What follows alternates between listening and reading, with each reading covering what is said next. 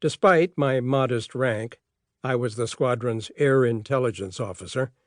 My responsibilities made me the custodian of our top-secret documents, our deployment orders in the event of war.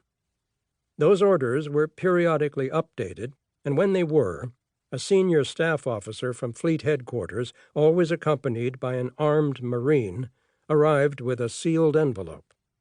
A ritual followed. I signed for the new envelope, and he signed for the envelope that I removed from my top-secret safe, a miniature vault embedded in my large office safe. Except on these occasions, this inner sanctum was never unlocked. I had no expectation of ever learning what was in those envelopes. Clippings from the New York Times, we joked, since they would be opened only in the event of a national emergency. On a date in mid-October that I cannot recall, I was informed by telephone that a new envelope would arrive at an appointed time. This was soon after I received the disappointing news that an around-the-world flight I was scheduled to co-navigate for an admiral was canceled. Within days, all leaves were revoked. According to rumors at our local hangout, the Mexican Village, the cause was rising tensions in Berlin.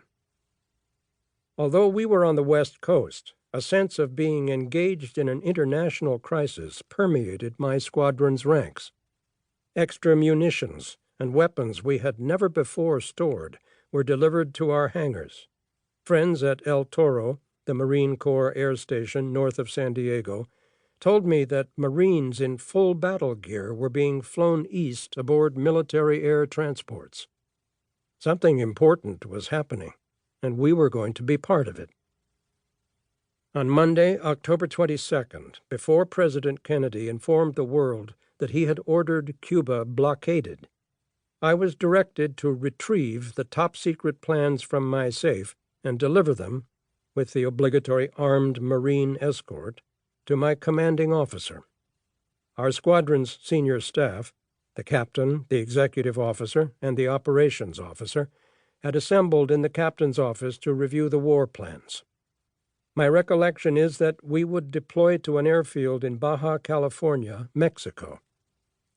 The rationale was to disperse military aircraft beyond the reach of Soviet missiles.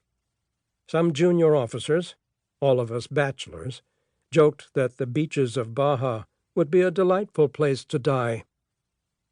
I did not know, until I researched this book, how close to death we had come.